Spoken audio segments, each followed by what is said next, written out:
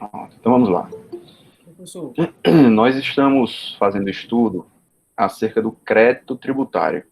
Falar uma coisa, Rodrigo? Mariana, ela já entrou na sala? Ela fala aqui no grupo. Mariana, deixa eu verificar aqui.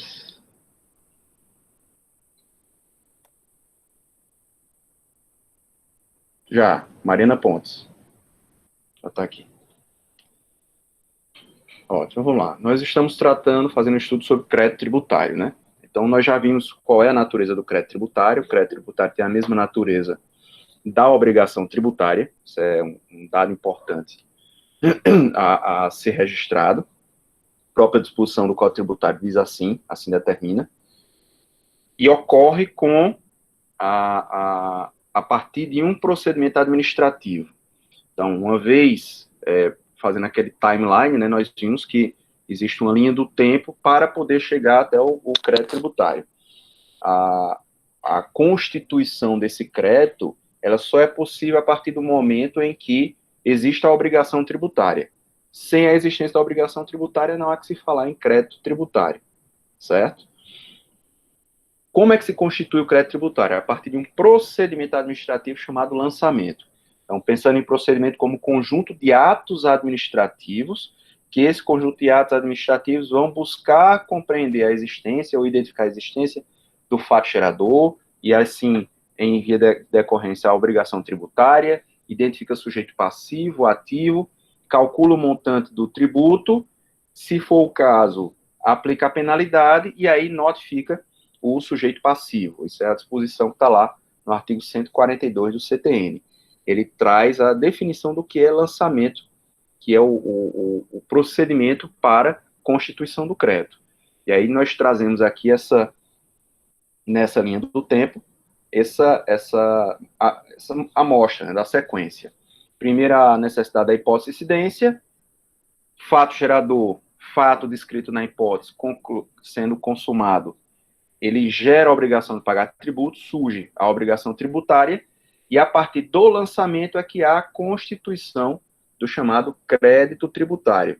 E aí, se fizermos isso em forma do linha do tempo, temos essa sequência: hipótese de incidência, fato gerador, obrigação tributária, lançamento, crédito. Ou seja, para existir a hipótese de incidência, é necessário a existência de um processo legislativo com aprovação, sanção e publicação da lei. Vigência a partir da data que estiver estabelecida na lei, não há omissão, segue a regra da lei geral, normas brasileiras. Aplicação, seguindo, dependendo do tributo, aquelas regras de anterioridade, noventena, que nós já estudamos. Se aquela situação hipotética se consumar, gera um fato, forma-se um fato. Se o fato for aquele descrito na hipótese, então é o que se chama de fato gerador ou fato imponível. E aí, automaticamente, com a prática do fato gerador, com a consumação do fato gerador, porque existem os chamados fatos geradores complexos ou pendentes, mas com a consumação dele, nasce automaticamente a obrigação tributária. Só que para surgir o crédito tributário, isso não é automático. A transformação da obrigação tributária em crédito passa por um procedimento administrativo chamado lançamento, que é esse que nós estamos estudando. Lançamento como procedimento para consumação do crédito.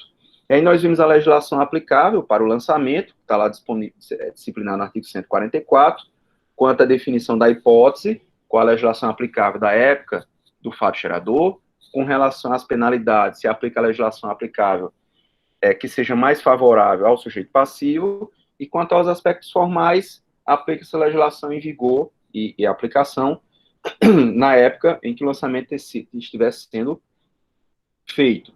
E aí nós falamos exatamente das três modalidades de lançamento que estão previstas na nossa legislação. Lançamento de ofício, está previsto no artigo 149, o lançamento por declaração e o lançamento por homologação, e trouxemos aqui os exemplos para cada um desses tipos de lançamento, tá? E aí nós paramos na última aula falando da hipótese da chamada homologação tácita, que é quando a legislação diz que a homologação do lançamento, ou seja, a homologação do pagamento, ele tem que ser feito dentro dos 5 anos. Se a autoridade administrativa não falar nada dizendo que o pagamento está incorreto, ou está correto, ou que não foi feito, aquela homologação ela é feita pela própria omissão da autoridade administrativa, que é o que se chama de homologação tácita. E aí, pela disposição do parágrafo 4º do artigo 150, estará definitivamente extinto o crédito tributário. Ou seja, se o contribuinte declarou um valor e não pagou, e a autoridade administrativa não cobrar aquele valor, passados 5 anos, acabou. Se ele declara, paga parcialmente, passados 5 anos, se a autoridade administrativa não cobrar o restante, também está homologado tacitamente, e aí vai estar extinto aquele crédito tributário. Aquela diferença não vai ser mais ser lançada de ofício, que seria uma das modalidades de ofício. Quando houver omissão no pagamento ou na declaração anterior, faz de ofício pela autoridade administrativa o lançamento da diferença e cobra-se. Se a autoridade administrativa não fizer isso em 5 anos, acabou, está extinto o crédito tributário pela homologação tácita, que é uma das formas de decadência que nós vamos ver aqui adiante. O lançamento, uma vez feito, ele pode ser revisto dentro do prazo em que ele possa ser refeito, seriam os 5 anos do prazo decadencial, que nós vamos tratar sobre isso hoje. Então, se eventualmente a autoridade administrativa fizer o lançamento e fizer de forma errada, seja para mais ou seja para menos, ou identificando o sujeito, qualquer dos elementos da obrigação tributária de forma equivocada, ele pode rever.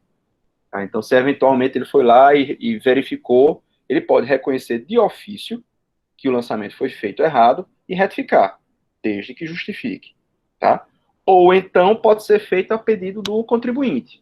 O contribuinte faz lá um pedido de revisão do lançamento, porque entende que foi feito de forma equivocada, apresenta essa impugnação, e a partir da autoridade administrativa, verificando o equívoco, pode rever o seu ato. Tá? Tem mera liberalidade dentro, plena liberalidade dentro desse prazo, que é o próprio prazo para o lançamento ser feito. Ok?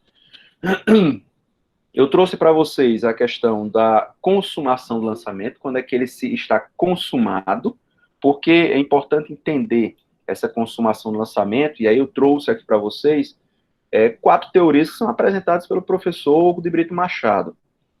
O professor Hugo de Brito Machado ele apresenta uma teoria em que diz que o lançamento está consumado no momento em que o fisco determina um montante a ser pago e intima o sujeito passivo para fazer o pagamento, ou seja, ele praticou todos aqueles atos que fazem parte do procedimento de lançamento, chegou a uma conclusão, constituiu um valor do crédito e notificou o sujeito passivo. Então, a partir daquele momento, com a notificação daquele valor, daquele montante que o fisco entendeu devido, está consumado o lançamento. Essa é a teoria, digamos assim, majoritária. Quase não é unânime, mas ela é majoritária. É o entendimento mais adequado. Por quê? Eu vou explicar na sequência, relembrando que nós já tratamos sobre na aula passada. A possibilidade dessa notificação, desse lançamento feito, ser revisto. O que não quer dizer que o lançamento está consumado. Foi feito, efetivado esse lançamento, só que não está definitivamente constituído, porque existe a possibilidade de uma revisão administrativa, de uma impugnação para ser revisto aquele lançamento. Então, ele ainda não está definitivamente constituído. Foi consumado o lançamento, mas ainda não definitivamente. E aí, tem essas 2 teorias, uma que o professor Hugo de Brito adota, e outra que é apontada por ele como adotado parte da doutrina, que ele estaria consumado apenas com a decisão de primeira instância, e o que o professor Hugo de Brito entende que apenas com a decisão de segunda instância administrativa é que estaria consumado esse lançamento. Mas veja-se, aqui eu volto a dizer, uma coisa é consumado, efetivado o lançamento, e outra coisa é definitivamente constituído. Consumado é assim, o procedimento acabou. Procedimento administrativo, como uma parte de uma relação fisco-contribuinte, que não há um contencioso, porque aqui é um ato unilateral. É o Estado verificando as situações que constituem aquele fato gerador da obrigação tributária, reúne os elementos e constitui o crédito. Quando ele notifica, ele abre espaço para o sujeito passivo fazer uma impugnação. E aí, a partir dessa impugnação, dá-se início a uma outra etapa da relação fisco-contribuinte administrativamente, que é a fase do processo administrativo. Aí está instaurado o que a gente pode chamar de um contencioso administrativo fiscal. Certo? Então, até o lançamento, até a notificação daquele lançamento, era não contencioso, na fase de procedimento. Não há contencioso fiscal. Tá? O fisco pode requerer documentação durante esse procedimento, pode chamar o contribuinte para prestar alguns esclarecimentos, mas não há caracterizado um contencioso ainda. Tá? A partir do momento que ele chega à conclusão e diz, olha, então está aqui, a partir de todo o nosso levantamento, nós concluímos que você deve, essa é a diferença de tributo, por isso, por isso, por isso, e manda lá. Aí, o sujeito passivo recebe aquela notificação e diz, opa, eu não concordo com esse aspecto, esse ou aquele outro. O que é que ele tem que fazer? Prazo de 30 dias, que é o prazo via de regra da defesa, apresenta essa defesa administrativa, e aí, a partir daquele momento, ele instaura o processo administrativo tributário. Certo? Com todo o contencioso, garantido na ampla defesa, contraditório, devido processo legal, todos os princípios processuais e constitucionais que resguardam o processo judicial também vão resguardar o processo administrativo e outros mais, que não tem espaço para a gente tratar disso aqui, mas se tivermos espaço posteriormente com outra uma atividade extracurricular, nós podemos tratar sobre as questões afeitas ao processo administrativo, mas eu sei que vocês vão ver isso, provavelmente o professor Jardon, em processo administrativo, ele deve tratar sobre os princípios que resguardam o processo administrativo, essa disciplina específica. Então, veja que a partir da impugnação, então, quando o professor Hugo de Brito ele apresenta essas duas teorias aqui, em que ele aponta que estaria consumado na decisão de primeira instância e decisão de segunda instância, aqui nós já estamos na fase do processo administrativo. Então, o que é que está sendo feito? Está sendo revisto o lançamento feito. O lançamento foi feito e consumado com a notificação. E aqui ele está sendo administrativamente revisto pelas instâncias de julgamento. Tá? Concluído esse processo de julgamento, ou se eventualmente o contribuinte não tiver impugnado, aí segue para a inscrição daquele débito que porventura permaneceu para dívida ativa. Tá? Inscreve-se no rol de devedores do ente estatal que está constituindo o crédito, município, estado, União, Distrito Federal.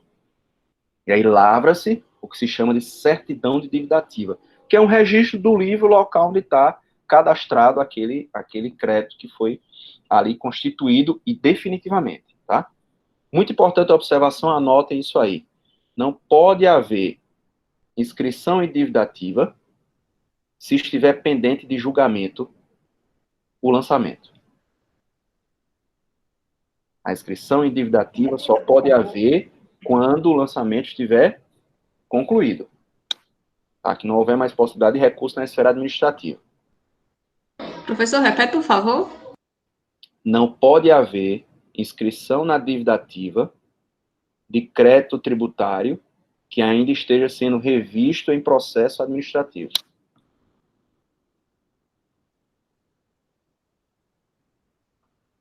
E isso, inclusive, tem repercussões penais, viu, penalistas de plantão. Professor, Oi. De crédito tributário, diga o restante, por favor. Que ainda estiver sendo revisto ou que tenha sido impugnado na esfera administrativa. Vou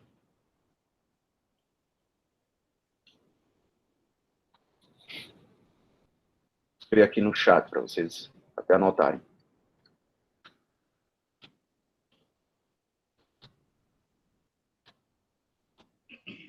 Obrigada. Nada.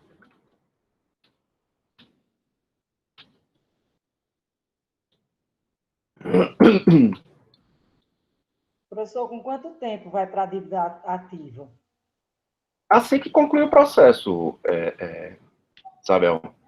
O problema é o seguinte, o natural seria, concluído o processo administrativo, não cabendo mais qualquer recurso, a autoridade administrativa já mandar isso para a dívida ativa. Ou então, se o contribuinte não tiver feito nenhuma impugnação, a autoridade administrativa mantém uma rotina periódica para mandar esses créditos para dívida ativa, certo? Porém, isso pode acontecer deles esquecerem e ficar crédito lá pendente, às vezes 1 ano, 2 anos, depois de já ter terminado todo o processo administrativo, 1 ou 2 anos depois, é que ser inscrito na dívida ativa. Eu já vi muito acontecer isso. E aí fica um limbo aí, sabe? Entre a consumação definitiva do crédito e a inscrição em dívida ativa, que vai ter repercussão quando a gente for estudar a prescrição daqui a pouco. Eu quero que você guarde essa pergunta para me lembrar acerca disso, que tem total repercussão, ok? Só do objeto de impugnação ou recurso administrativo.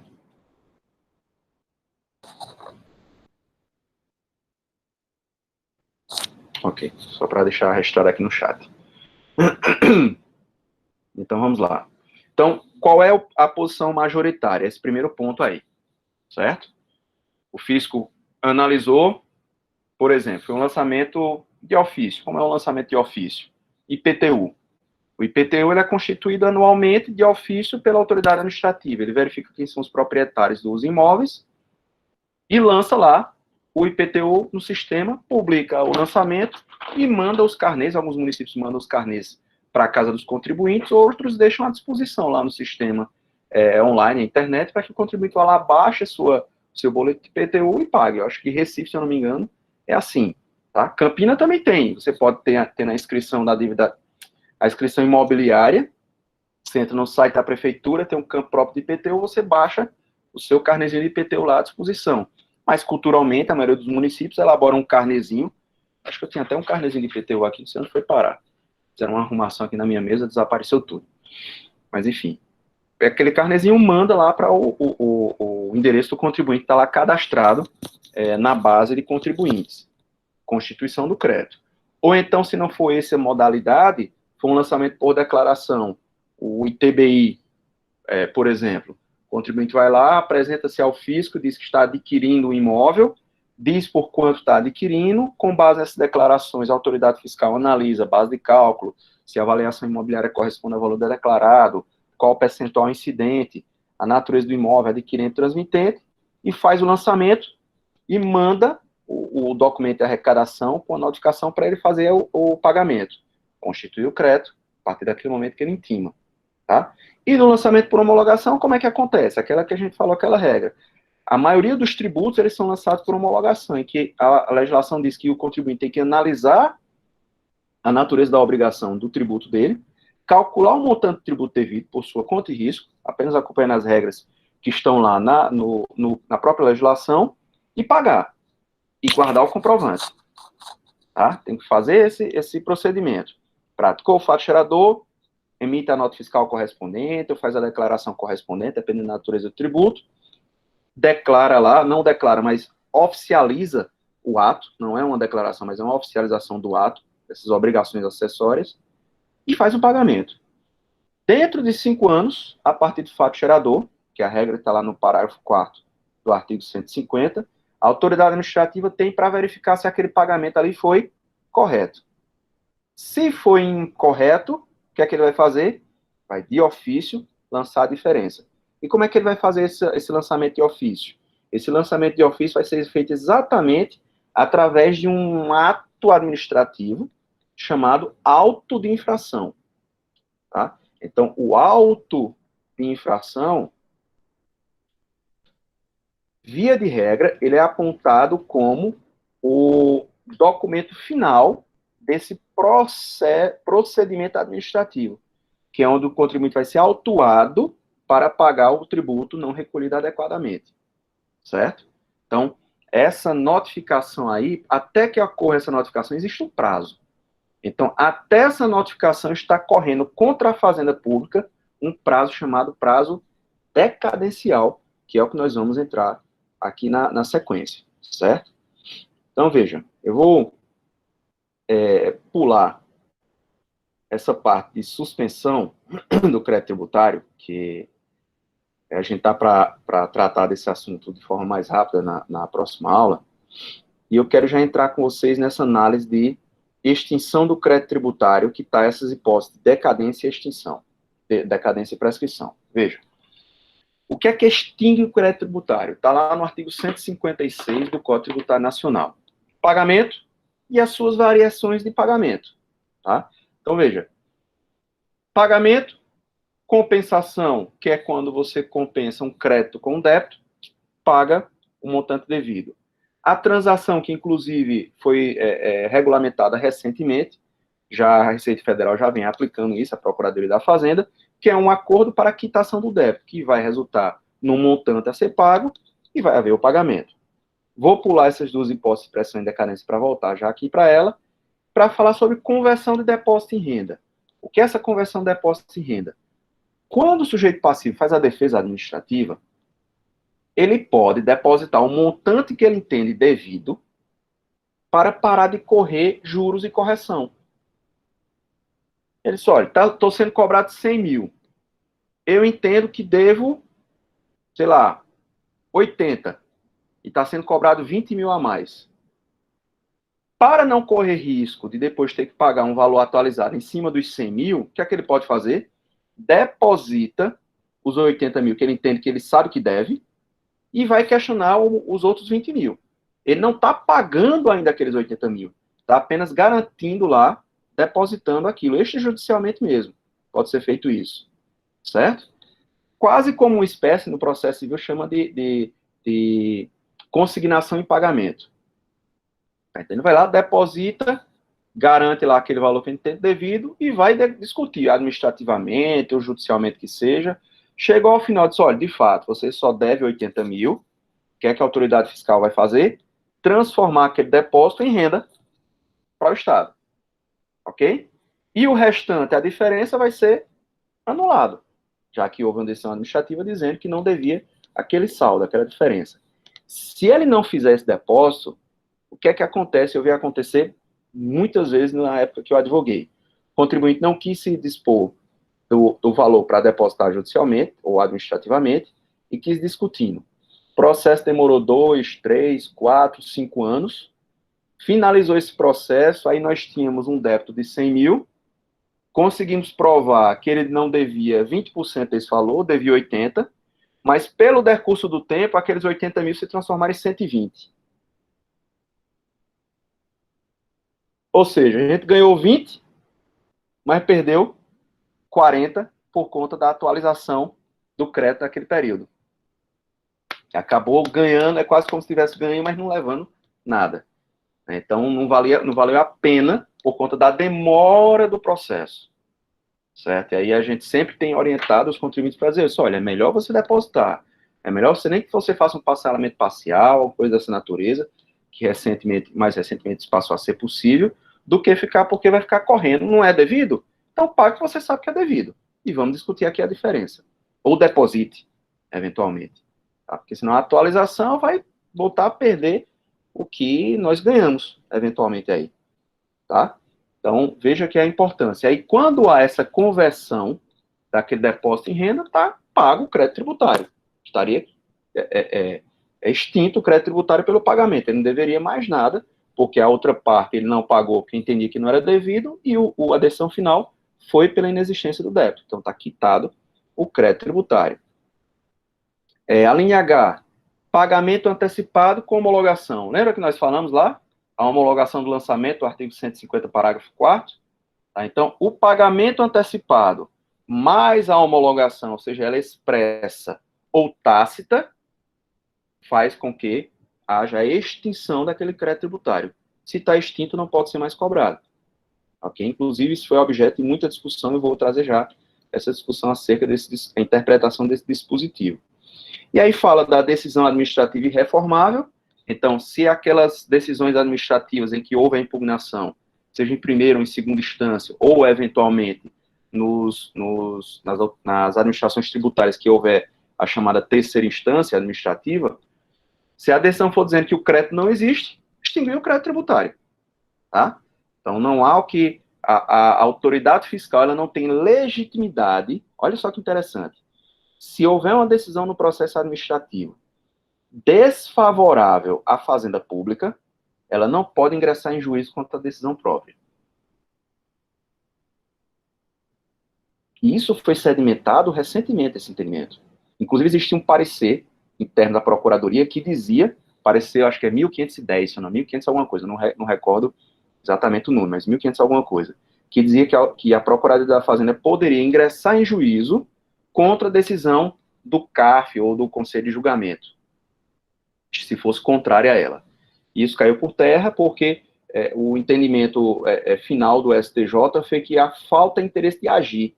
Que quando um órgão administrativo de julgamento diz que não existe o crédito, é a própria autoridade administrativa, é o próprio Estado reconhecendo que aquele crédito não existe. Então, como é que ele vai entrar com ação judicial contra a decisão dele mesmo? Então, por falta de interesse de agir, essa decisão é irreformável, ele não pode nem ingressar em juízo. Tá? Então, ele no máximo é que se a decisão de primeira instância for contrária, administrativa, ele pode recorrer. Inclusive, tem os chamados recursos de ofício, obrigatórios, né? Então, quando há um julgamento contrário na primeira instância, aí dependendo do Estado, a União ou dos municípios, automaticamente tem a remessa obrigatória, dependendo dos valores que são estabelecidos de acordo com cada ente federado. Ou então, ele faz como uma remessa de ofício, se não tiver nenhum valor prefixado, como acontece também em alguns municípios, tá?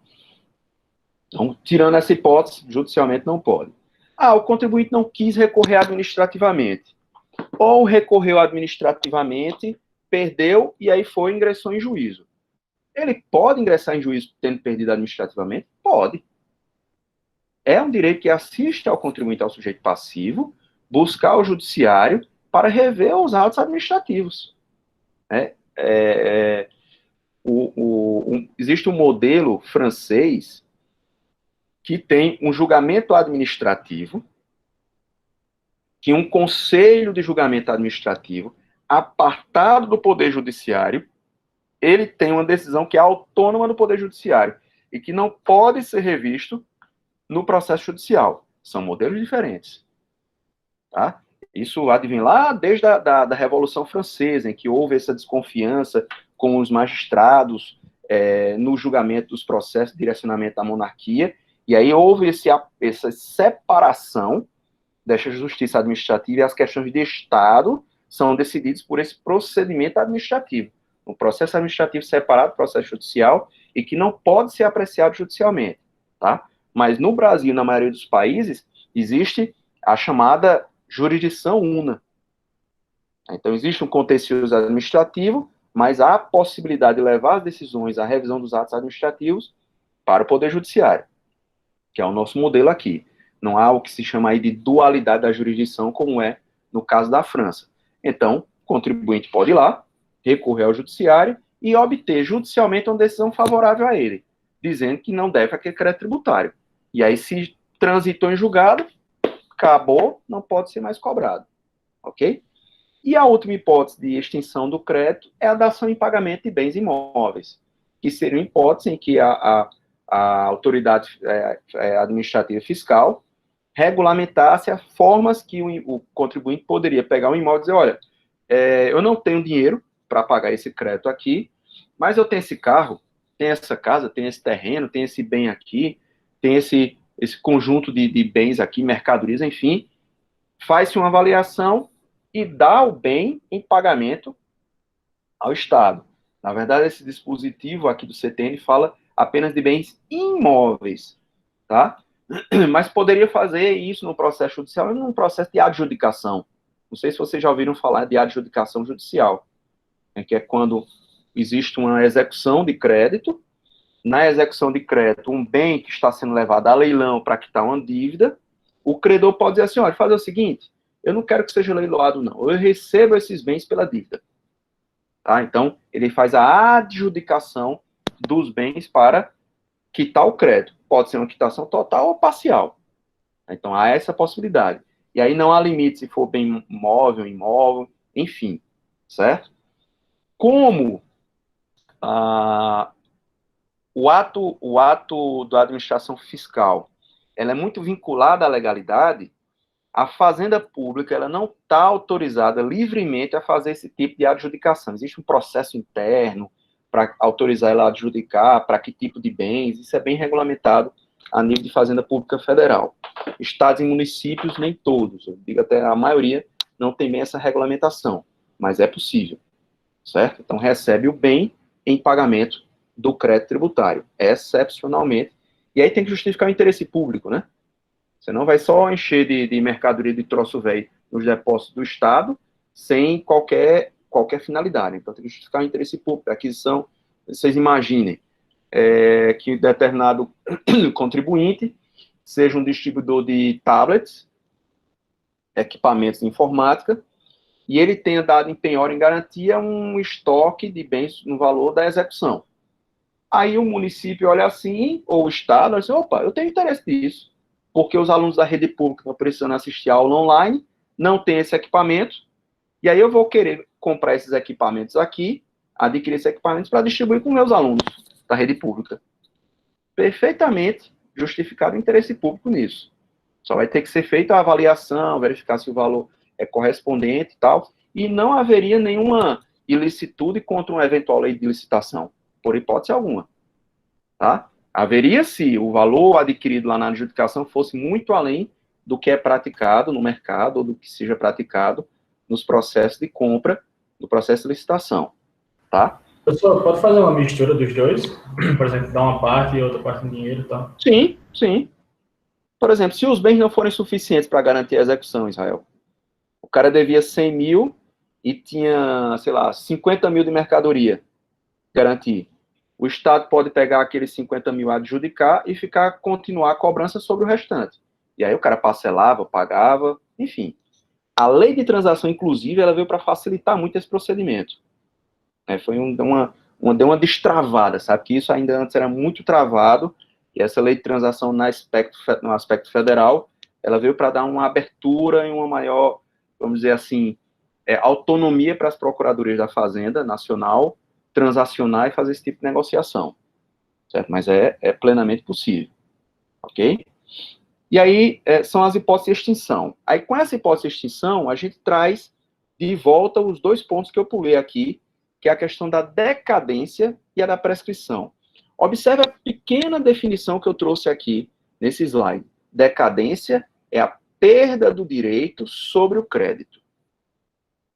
Prescrição é a perda do direito de ação, ou seja, do direito de cobrar o crédito. Veja, são duas coisas distintas. Eu vou pular esse item de pagamento indevido aqui, que eu quero entrar logo nesse assunto de decadência, para depois voltar para ele aqui. Eu queria que alguém lesse para mim aí o artigo 173 do Código Tributário.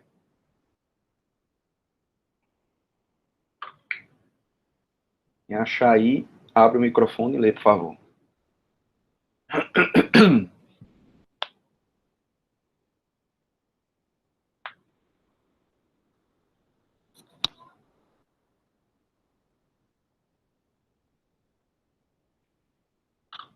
Posso ler? Por favor, Isabel. Artigo 173. O direito O direito de a Fazenda Pública constituir o crédito tributário extingue-se após 5 anos contados. Inciso 1. Do primeiro dia, posso continuar? Uhum. Do primeiro dia do exercício seguinte, aquele que o lançamento poderia ter sido efetuado. Certo. Inciso 2. Inciso 2. Da data em que se torna definitiva a decisão que houver anulado, por vício formal, o lançamento anteriormente efetuado. Maravilha. Segura aí. Parágrafo. Só até aí. Segura só um pouquinho, Isabel, por favor. Então, veja o que ele diz. Extingue-se em quanto tempo? Em 5 5 anos. anos. Extingue-se o quê? O direito de constituir o crédito tributário, ou seja, o direito de transformar a obrigação tributária em crédito. Então, a Fazenda Pública tem 5 anos para fazer o lançamento e notificar o sujeito passivo. Tá? Então, a partir da identificação, aí, quando é que conta? O X da questão é a história. Quando é o termo ACO, o termo inicial de contagem para que esse lançamento seja consumado. Certo? A grande discussão acerca de decadência é esse termo inicial. O prazo são 5 anos. Tranquilo. E é um prazo decadencial. Sempre há uma confusão. Deixa eu só pegar aqui um papelzinho para para espelhar algo para vocês aqui, sempre há uma confusão nessa definição entre prazo para lançar e prazo para cobrar, para executar. Porque essa conceituação de decadência e de prescrição, ela meio que se confunde com a definição que nós temos no processo civil ou no direito civil. Então, veja. Nós temos um marco. Minha caneta aqui está horrível. Esqueci de ajustar esse slide para trazer para vocês. Mas veja o seguinte. Primeiro, começa a contar o prazo decadencial. Tá? Então, existe um marco divisório aqui, que não é exato. Porque não é exato, eu vou já explicar. Mas existe um marco divisório. Não pode haver prescrição antes de ter acontecido uma decadência. Ou melhor dizendo, você não começa a contar a prescrição antes de contar a decadência. Porque a decadência é o prazo para constituir o crédito. Ok? Decadência é o prazo para constituir o crédito. Você só prescreve ou só perde o direito de constituir algo que existe. Então, se já houve a decadência, não tem nem o que se falar em prescrição. Ok? Entenderam isso? Então, vamos lá. Aconteceu o fato gerador. Surgiu a obrigação tributária. Certo? Surgiu a obrigação tributária, nasce um direito subjetivo para o Estado, constitui o crédito tributário a partir do lançamento. Em quanto tempo ele tem que fazer isso? 5 anos. A contar de quando? Isabel leu para a gente aí, inciso 1º, do primeiro dia do exercício financeiro seguinte. Certo? Então, vamos supor aqui. Que dia é hoje? 14. Hoje são 14 de setembro. Data do fato gerador. Ok? Quando é que começa a contar o prazo decadencial?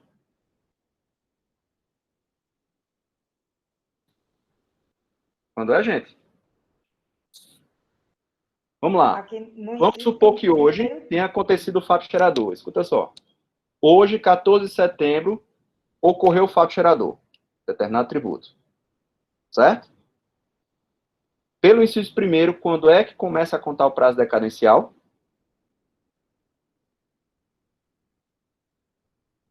Isabel leu aí. No primeiro dia do exercício seguinte. Primeiro dia do exercício seguinte. Perfeito, Alonso. Então, no dia 1º de janeiro do ano seguinte, é que começa a contar o prazo de decadência. Esse meu lápis está horrível, mas enfim. Ou seja, entre esse dia de hoje e o ano seguinte não está contando nada. Tá? Aqui fica um limbo. Ok? Ok? Então, fato gerador aconteceu. A partir de 1º de janeiro do ano seguinte, começa a contar os 5 anos para a Fazenda constituir o crédito tributário. Ou seja, o cara vendeu uma mercadoria hoje, anotem bem isso, não emitiu nota fiscal, nem declarou em canto nenhum a venda daquela mercadoria. Praticou a omissão absoluta. A Fazenda, de alguma forma, conseguiu descobrir procedimento de fiscalização e identificou a ocorrência desse fato gerador. Ela tem até quando para cobrar o tributo devido sobre esse fato gerador? 5 anos a contar do 1º de janeiro do ano seguinte. Ou seja, ela vai até 2021, né? Primeiro dia de contagem. 2022, 23, 24, 25, 26. Até 1º de janeiro 2026. De 2026, ela pode constituir esse crédito tributário. Tá? Que são os 5 anos decadenciais.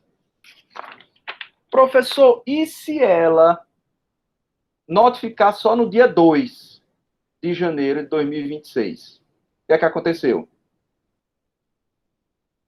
Fez lá a notificação, tal e tal e tal. Fez lá o procedimento. Quando chegou só no dia 2 de janeiro, é que ela notificou o contribuinte. Prescreveu, Não, No dia 2, decaiu. decaiu. Decaiu. A pressão ainda nem começou a contar.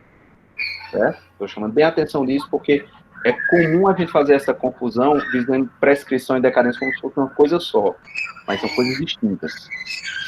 Tá? Um é perda do direito de constituir o crédito, decadência. Perda do direito de executar aquele crédito, prescrição. Tá? Vamos lá para pegando esse exemplo aqui. Acabou meus papéis aqui? Não, tem aqui. Eu não vou usar essa caneta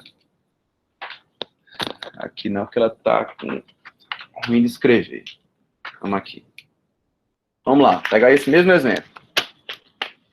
Fato gerador aconteceu hoje, 14 de setembro de 2020. Vimos que a partir de 1º de janeiro de 2021, começa a contar o prazo de 5 anos da decadência. Ok? Esse prazo se encerra quando? Esse prazo se encerra no dia 1º de janeiro de 2026. Não é isso? É isso aqui que a gente viu? Fato gerador aconteceu hoje. A decadência começa a contar no 1º dia do exercício financeiro seguinte. 5 anos para constituir o crédito tributário, que termina aqui em 1º de janeiro de 2026. Ok? Se a notificação do lançamento acontecer depois dessa data, opera-se a decadência. E com a decadência, o que acontece com esse crédito tributário? Está extinto. Não pode ser mais cobrado. Não pode ser mais constituído. Eventual lançamento que foi feito, você faz até de ofício, a autoridade administrativa pode reconhecer esse lançamento e extinguir. Ou então você apresenta a impugnação, faz a contagenzinha lá e mostra que perdeu-se o prazo para a constituição. Compreendido aqui? Todo mundo ok? Ok, professor. Pronto, maravilha. Professor, e se chegou aqui no dia, vamos supor, vou abrir aqui embaixo, no dia, sei lá, 10/10 de 2022 e o contribuinte recebeu um auto de infração cobrando esse crédito aqui.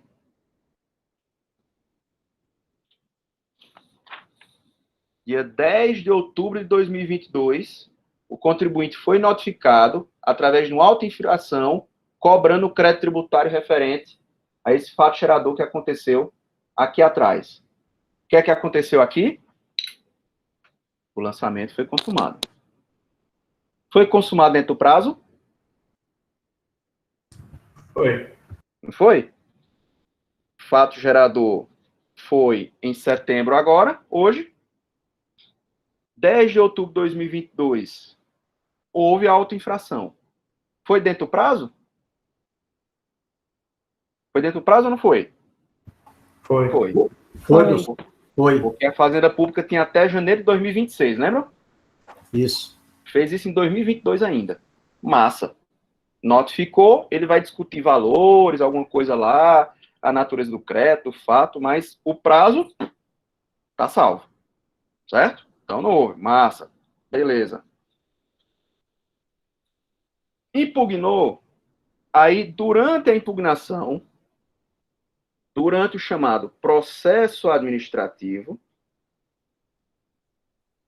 está suspensa a exigibilidade do crédito. Ou seja, fica lá, em stand-by, aguardando a revisão administrativa. Certo? Foi constituído, foi consumado o crédito tributário, mas ainda não definitivamente, porque houve a impugnação administrativa. Então, fica em stand-by esse crédito tributário. Lembra que eu disse? Não pode ser inscrito em dívida ativa enquanto estiver pendente de julgamento. Tá? Então, não pode ser cobrado, nem administrativo, nem judicial, nem nada. Tem que ficar lá em stand-by, esperando o julgamento administrativo. Segue o processo administrativo. Vamos imaginar aí que esse processo administrativo demore 1 ano, do começo até o fim. Então, chegou aqui em 10 de outubro de 2023, houve o fim do processo administrativo, terminou o processo administrativo, não tem mais possibilidade de recurso administrativo nenhum, ou seja, porque foi julgado em primeira instância e o sujeito passivo não recorreu para a segunda, ou porque ele já tenha recorrido para a segunda instância e já tenha havido uma decisão dizendo que o tributo é devido, ok? Encerrou. É o que nós poderíamos fazer uma comparação como se houvesse um trânsito em julgado. Já ouviram essa expressão? Trânsito em julgado? Trânsito em julgado no processo judicial, no processo administrativo é quando é uma decisão irreformável administrativamente. Equivale ao trânsito em julgado do processo judicial, tá? Então, houve aqui uma decisão administrativa irreformável. Ok? Então, se houve essa decisão administrativa irreformável no dia 10 de outubro de 2023, olha só, auto de infração, processo administrativo ficou em stand-by o crédito tributário, porque está sendo revisto administrativamente, só que o processo administrativo encerrou aqui em outubro de 2023. Tá? Estamos projetando aqui um fato para frente. Mas vamos lá, outubro de 2023 encerrou. Posso rever administrativamente esse crédito? Não mais.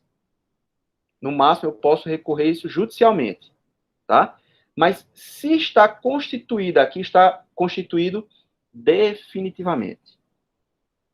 Tá? Para a autoridade fiscal, ele está constituído definitivamente na esfera administrativa. Ok? Marque essa expressão aqui, porque isso aqui significa constituição definitiva do crédito tributário. Eu vou comprar um quadrozinho para botar aqui atrás de mim assim, para fazer esses riscos e rabiscar aqui no quadro, que eu gosto de riscar e é bom para a gente espelhar. Mas enfim, tá aqui. Oi, Israel. Professor, e se esse processo administrativo for instaurado no final do prazo, por exemplo, novembro de 2025? Mesma coisa. Suspende a cobrança, suspende o prazo de qualquer... Não começa nem a contar o prazo prescricional. Se o processo administrativo, vamos lá, está dizendo assim, o processo administrativo foi instaurado quando? Em novembro de 2025, bem pertinho de janeiro de 2026. Isso só tem uma possibilidade, Israel. Se o crédito tivesse sido constituído, a auto-infração tivesse sido de outubro de 2026. Isso. Certo? Mesma coisa. A auto-infração foi em outubro de 2025. Não tem 30 dias para impugnar administrativamente? Não é? Então, tem até novembro de 2025 para impugnar administrativamente. Impugnou, enquanto o processo estiver correndo, não conta mais decadência, porque já foi salvo da decadência, porque foi constituído dentro do prazo, e nem está contando nenhuma prescrição, porque está ali sob análise administrativa. Ok? Sob procedimento de revisão administrativa. Quando terminar o processo administrativo, aí vamos lá. Pega aí, Zé, tu está com o CTN em mãos? Está aberto aqui. Está aberto? Vai no artigo 174.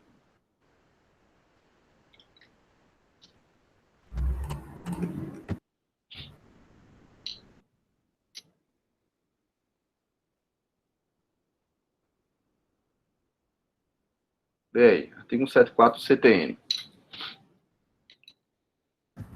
Pode ler? Por favor. A ação para a cobrança do crédito tributário prescreve em 5 anos, contados da data da sua constituição definitiva. Qual o prazo da prescrição? 5 anos. Contado de quando? Da data da sua constituição definitiva. Nesse nosso caso aqui, quando é que aconteceu a constituição definitiva?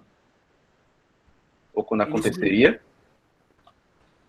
Foi no 2023, 10/10. 10/10/2023. Certo? Então, a partir dessa data, começa o prazo para a Fazenda Pública fazer o quê? Cobrança judicial desse crédito. Entendeu? Agora sim. Uhum. Pegou a sequência aí? Então, veja, ó, vamos lá de trás. Fato gerador aconteceu. Só no início do ano seguinte é que começa a contar o prazo para constituir o crédito através do lançamento, que são 5 anos. Passou os 5 anos, se a notificação do lançamento for depois desse prazo, está extinto o crédito tributário pela decadência. Ok? Perdeu o prazo para constituir o crédito tributário. Se a Fazenda Pública, antes de decorrer esses 5 anos, concluir o lançamento e notificar o sujeito passivo, aí inicia-se o prazo para a defesa administrativa, tem que aguardar encerramento do processo administrativo para haver o que se chama de constituição definitiva do crédito. Nesse nosso exemplo aqui, o processo administrativo perdurou 1 ano e foi concluído em 10 de outubro de 2023. Seria consumado 10 de outubro de 2023, perdão. Ou seja, a partir desta data, começa a contar o prazo prescricional. Tá? Então. Professor. Tá. Oi. O prazo para o processo administrativo é de quanto tempo mesmo? Como assim? Para análise, porque você falou aí, prazo de 1 ano, não foi que teve? Tem essa questão Não existe prazo, Jane. Ah, ok, obrigado. Não existe. Existe, na legislação do IPI, existe uma previsão que o processo administrativo do IPI tem que durar no máximo 365 dias. Tá? Okay. Mas é uma legislação específica. Alguns tribunais têm aplicado esse prazo para unir com o princípio do processo administrativo chamado a duração razoável do processo, para entender que o processo administrativo tem que encerrar dentro desses 365 dias. Mas ainda não tem nada vinculativo acerca disso, são apenas entendimentos. Então, eu tive processo administrativo que eu acompanhei por 10 anos. Nossa. Entre a primeira defesa e a decisão final na última instância administrativa durou 10 anos. Enquanto isso, ficou ali em stand-by. E o pior, o crédito sendo atualizado. Imagina. No final disso tudo. Então, e nesse caso desse contribuinte foi ruim porque ele tinha um valor realmente a reduzir, mas em razão da demora do processo, o valor que ele teve de redução se perdeu na atualização pelo decurso do tempo.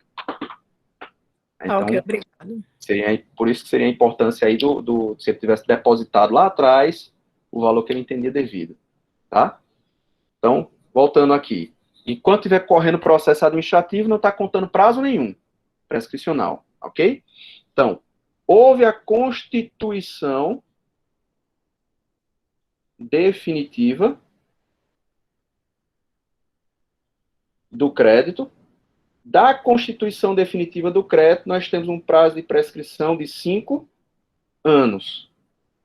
No nosso exemplo, a constituição definitiva seria no dia 10 de outubro de 2023, tá?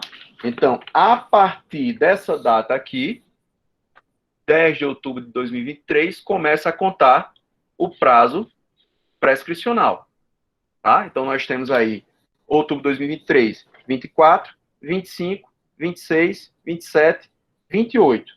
Ou seja, a Fazenda Pública tem até 10 de outubro de 2028 para executar esse crédito. Prazo para executar. Ou seja, cobrar judicialmente.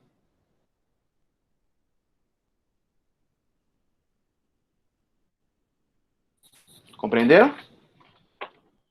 Professor, e se a execução for promovida, e aí tem até interessante essa história daqui, que não conta nem da propositura, é do despacho do juiz. Se a fazenda der entrada no dia 10 de outubro, como último dia do prazo, ela possivelmente vai perder. Porque, olha o que diz o CTN sobre a interrupção, que dizia, né?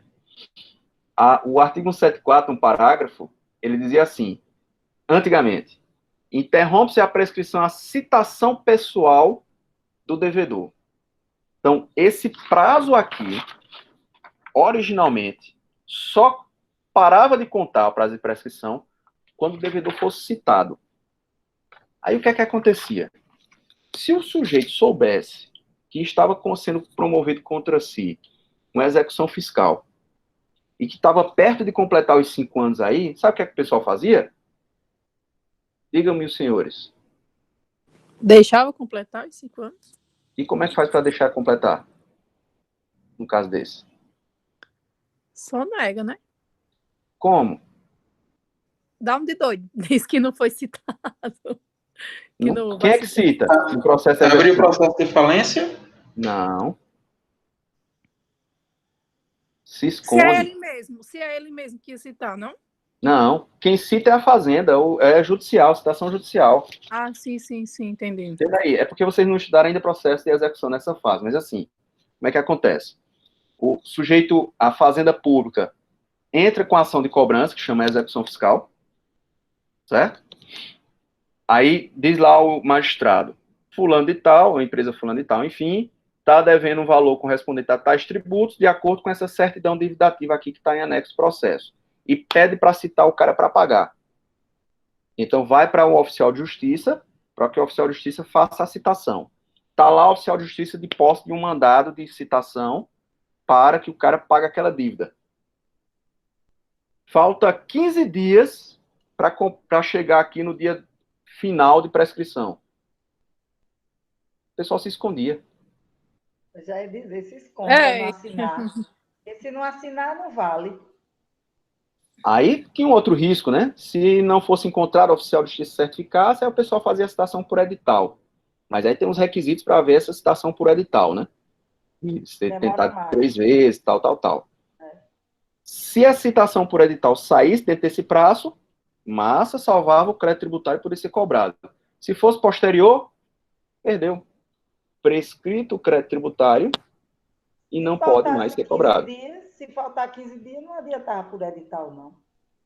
Não ia dar tempo. Não ia dar tempo. Então, quando eu falei da onda de doido, era mais ou menos querendo falar isso aí, porque eu não fui muito clara. E é essa mesmo, da onda de doido. Eu vi muito contribuinte fazer isso. Desaparecer. Ele chegou, o oficial de justiça, para notificar ele, aí ele ligou para mim e fez, doutor, estou com crédito aqui, estou sendo cobrado, tal e tal. O que é que eu faço? Eu posso assinar? Eu disse, você já assinou?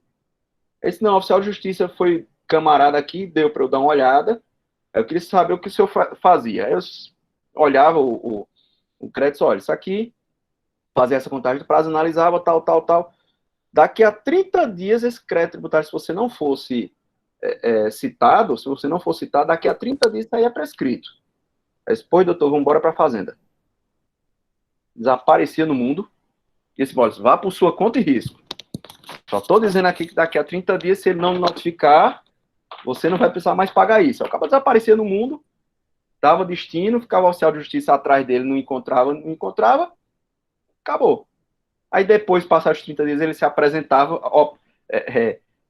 voluntariamente, né, e dava ciência lá. Aí o que é que a gente ia fazer? Apenas ia apresentar uma petição, tudo bem, realmente tem um crédito tributário que foi constituído aqui dentro do prazo, só que o prazo para a prescrição foi até dia 10 e ele foi notificado dia 20. Foi citado dia 20, prescrito. É onde a tecnologia faz falta nessa época, porque se acontecesse essa questão agora, né, de tudo online, até recebeu já está citado, né? Exatamente. Veio para diminuir muito isso aí, sabe? Ao longo dos anos, nas 15 anos que eu advoguei, Jane, eu vi isso mudar de perfil. E a gente, no início, acompanhava muito o processo de pressão que acontecia porque era muito manual processo, procedimento. Hoje isso é muito difícil acontecer, principalmente na esfera federal. Estadual e municipal, a gente ainda observa isso acontecer por falta de A fiscalização estrutura. é maior também, né? Questão E federal. mais estrutura, sabe? Questão de estrutura mesmo. Esse vai se esconder hoje em dia, viu, professor? Só Oi? ligar o Wi-Fi, já ativam o GPS do cara já. Hoje é difícil. Exatamente. Exatamente. Então, Professor, a tecnologia vem para favorecer isso. Alexandre? professor, quer dizer que a regra geral é 5 anos na decadência, para tributo, né? Está no CTN. Isso. Mas tem exceções no caso de taxas, professor? Mesma coisa. Taxa, impostos, contribuições, empréstimo compulsório, qualquer dos tributos. Teve natureza de tributo, é essa mesma regra. Obrigado, Submete professor. essa mesma regra de cobrança. Certo? Deu para entender bem essa diferença aí da decadência e da prescrição? Então, a decadência é a perda para concluir o lançamento e constituir o crédito tributário, e a prescrição é a perda do prazo para executar, ou seja, cobrar judicialmente aquele crédito que já foi constituído. Tá? Eu já peguei crédito que ele estava sendo cobrado prescrito e era um crédito que já tinha decaído. Eu já tive a oportunidade de fazer a defesa em 2 pontos. Primeiro ponto, eu argumentei a decadência. Se não fosse esse o entendimento do juiz, de toda forma tinha prescrição. Então, Causa ganha aqui, né, professor? Hã? Causa ganha. Causa ganha. Né? Aí eu fazia logo um pedido alternativo, né? Porque se eu fosse fazer o pedido, não, vou aqui na decadência, que já está tudo certo, e o juiz tivesse um entendimento diferente de contagem de prazo, ou não compreendesse bem, eu ia perder. Aí não podia mais argumentar lá a prescrição. E já tinha perdido a oportunidade de defesa. Então eu já fazia o pedido alternativo. Se não entender que é a decadência, está aí a prescrição. Certo? Mas são duas contagens que não são concomitantes, essas contagens de prazo.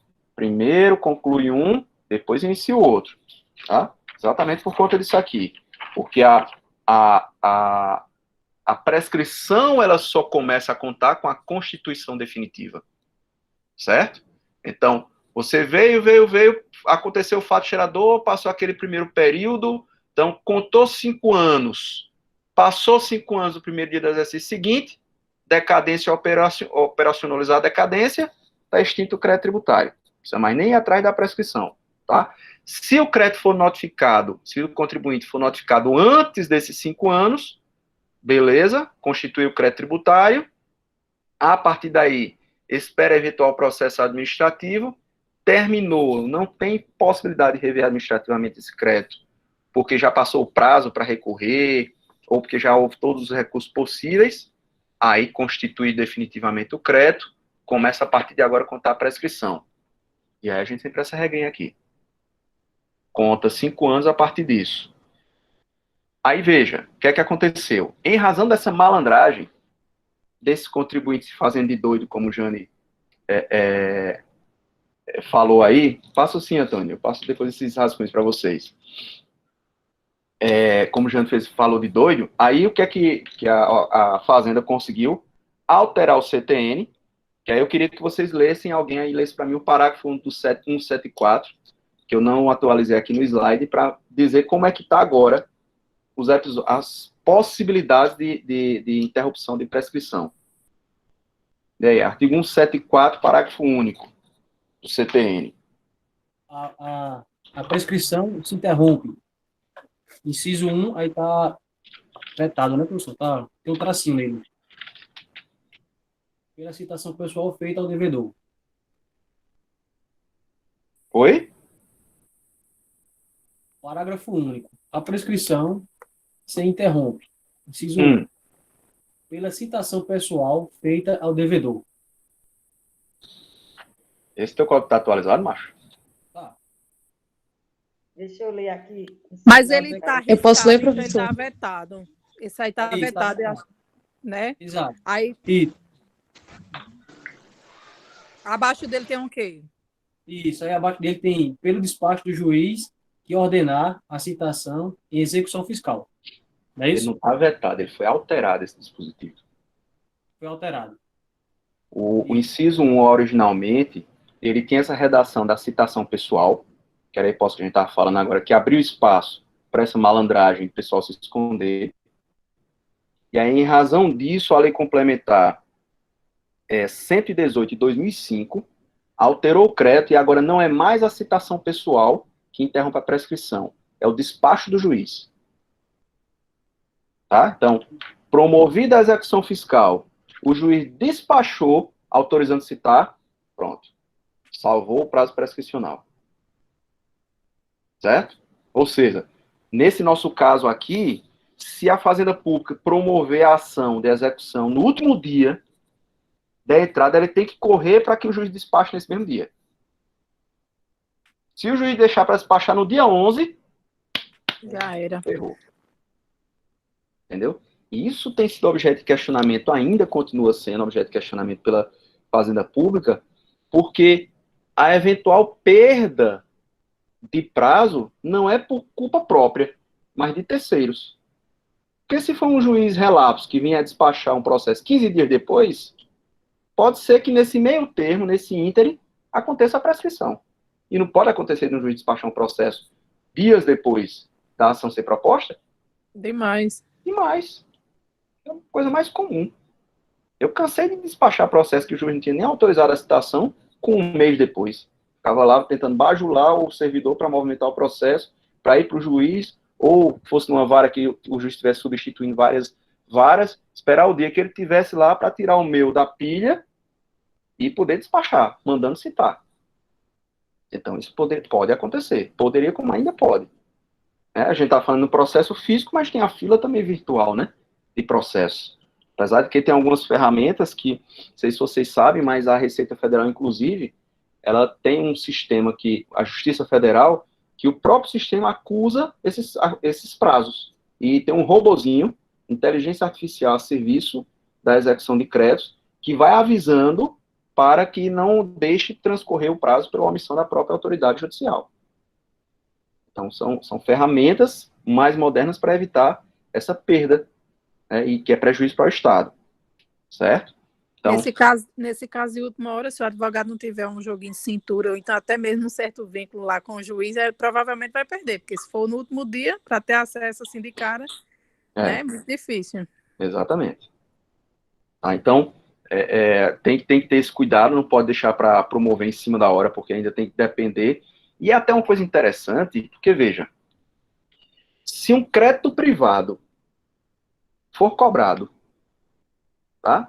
Vamos imaginar que você tem um crédito para receber de um contrato com uma pessoa que tem, qualquer que seja, um cheque, qualquer outro tipo de natureza de crédito privado. Sabe quando é que se interrompe a prescrição? Quando você protocola a ação.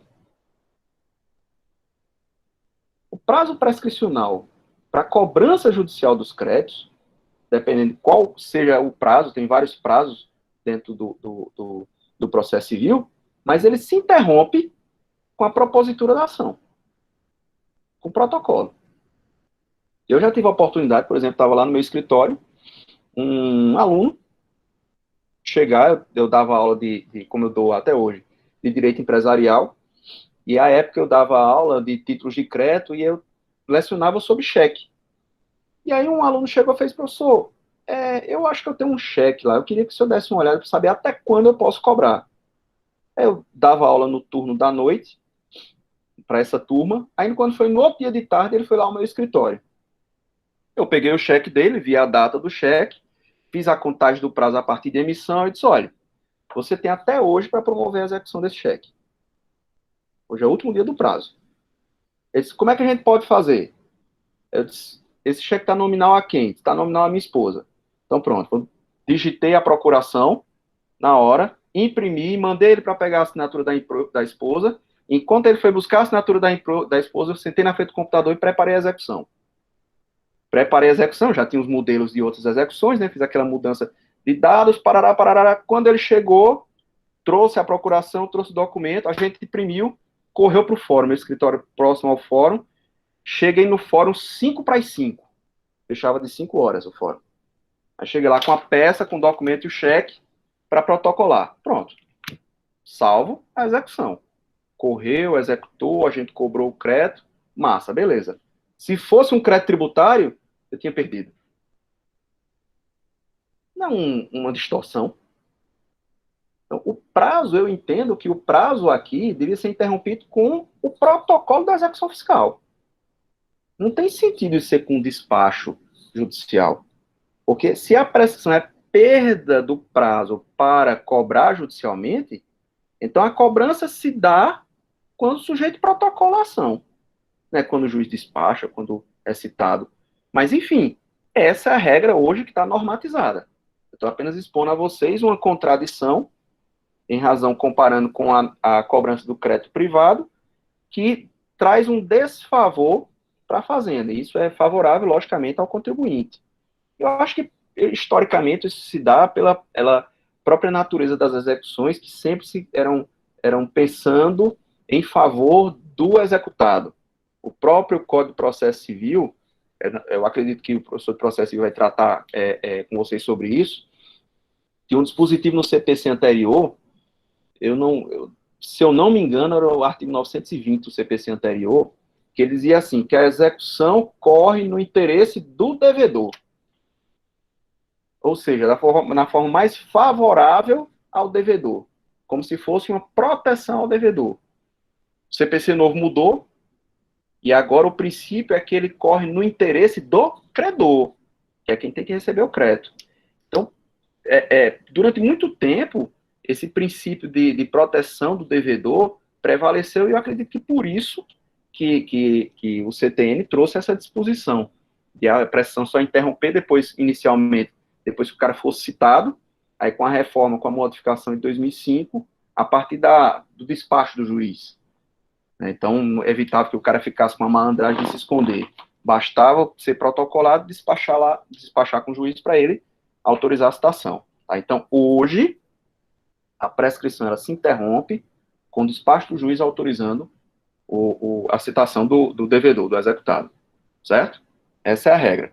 Se ele despachar antes dos 5 anos, que seria aqui em 10 de outubro de 2028, está salvo o crédito tributário, segue a execução, e aí vai ser discutido outras coisas, mas não a prescrição.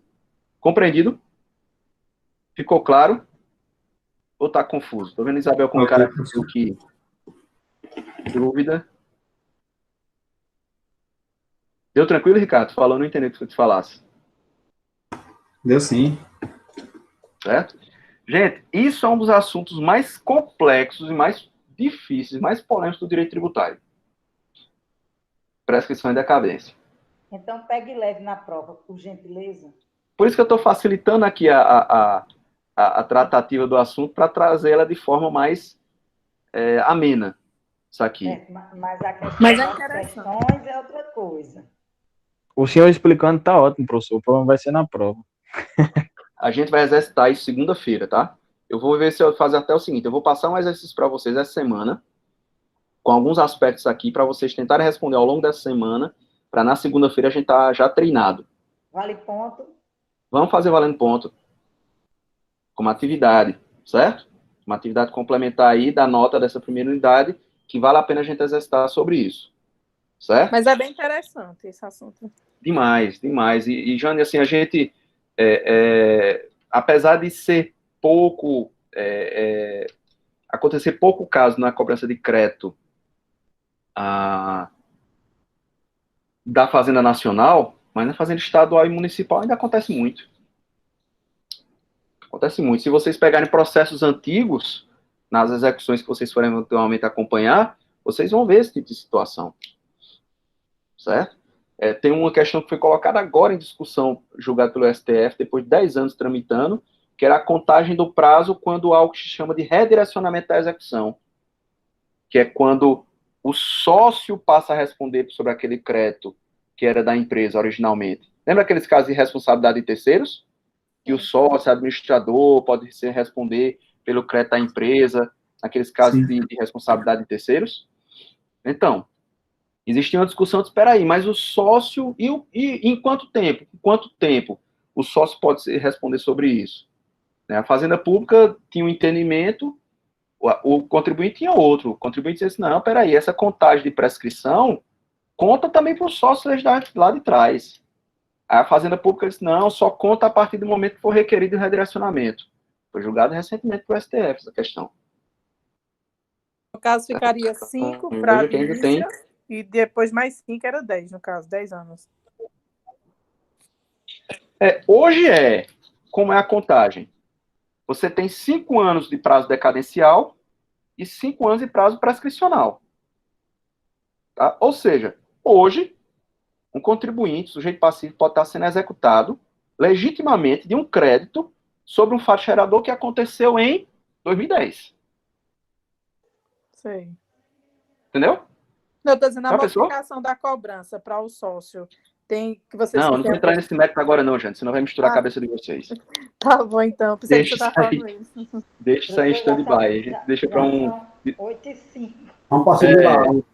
Exatamente, vocês já vão entrar na segunda aula, não tem tempo para a gente tratar isso aqui. Não tem tempo para nada. Mais para nada. Ok, gente? Fiquem aí, coloquem o nome de vocês aí no chat, e aí a gente pausa por aqui nesse ponto. Na próxima aula a gente conclui e eu vou mandar o exercício para vocês treinarem aí sobre esse assunto. Ok? Boa noite e até semana que vem. Boa noite, pessoal. Boa noite, professor.